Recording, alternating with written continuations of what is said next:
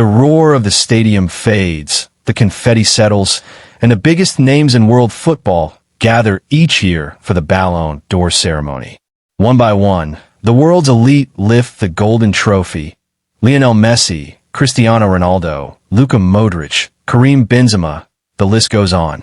Yet for nearly a decade and a half, one footballing superpower has watched from the sidelines.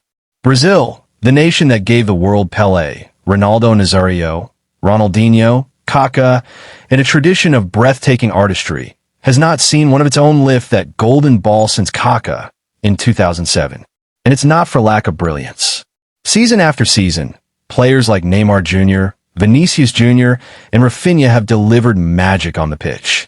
They score, they assist, they dazzle with dribbles and clutch performances.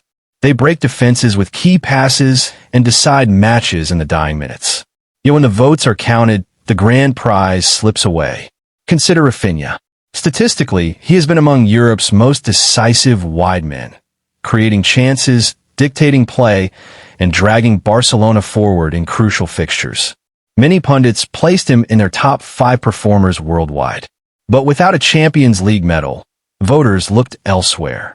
Raphinha finished only 5th in the Ballon d'Or rankings, his excellence overshadowed by the obsession with continental trophies. Vinícius Júnior knows that pain as well. Last season he conquered Europe with Real Madrid, scored in key finals, and still the golden trophy eluded him. Fans expected his breakthrough year to be rewarded, but again the spotlight turned to others.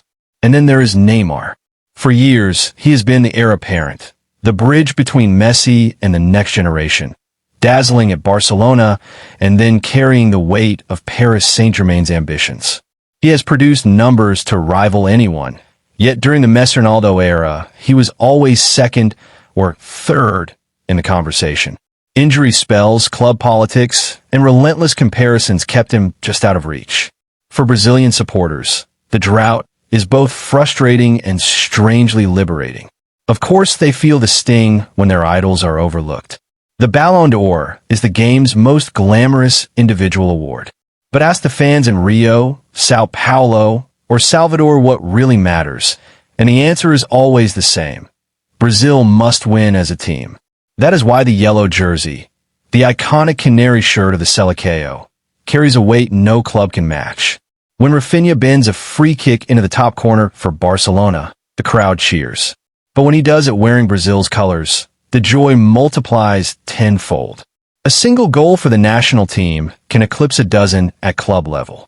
Supporters know the coming years are critical. The 2026 World Cup looms like a beacon, and the responsibility will not rest on one man's shoulders. Raphinha is expected to drive the attack, to create and finish, whether or not a personal trophy sits on a shelf. Vinícius will be asked to reignite the fire that sometimes flickers when he wears the Seleção crest. Fans remember his promise to return 10 times stronger, and they wait impatiently to see that version of Vini. And Neymar? Even without a Ballon d'Or, his place in Brazilian lore is secure. He has already surpassed Pelé's official goal record for the national team. He dismantled prime Spain in the Confederations Cup final, a victory that still sends shivers through Brazilian hearts. Ask any fan. That triumph brought more joy than a handful of individual awards ever could. It is why, year after year, the crowd chants his name and hopes for one more magical run. This mix of heartbreak and hope defines the Brazilian football experience today. Supporters grieve when the world fails to recognize their heroes, but they also understand that personal accolades are not the ultimate goal. Their dreams center on collective glory, lifting the World Cup, parading the Copa America trophy, restoring Brazil's place at the very summit of international football. There is even a certain pride in defying the Ballon d'Or narrative. When a Brazilian player delivers a stunning assist or a last-minute winner, the fans celebrate as if the entire nation shares that moment. They do not need a golden ball to validate what they already know. Their players are among the finest alive. So the story of modern Brazilian football is one of perseverance and shared purpose. Neymar, Vinícius, Raphinha, and their teammates carry the weight of history, aware that every generation is measured against the legends of 1958, 1970, 2002.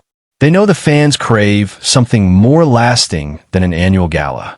They crave the sight of that fifth star on the jersey turning into a sixth. When 2026 arrives, the stage will be set. Whether the Ballon d'Or voters finally recognize Brazil's brilliance is almost beside the point. What matters is how these players translate club dominance in a national triumph. Can Raphinha weave his Barcelona form into World Cup magic? Will Vinícius ignite the attack with the fire of his Champions League nights? And can Neymar, still the heartbeat of the team, guide a new generation toward immortality? Brazilian fans are ready to believe. They understand the disappointment of individual snubs, but their love is not conditional. They stand behind their stars in victory and in heartbreak. They chant, they sing, they dream, because for them, the yellow jersey is bigger than any award. The Ballon d'Or may shine for a night, but the World Cup shines for a lifetime. And that, more than any individual honor, is the glory Brazil continues to chase.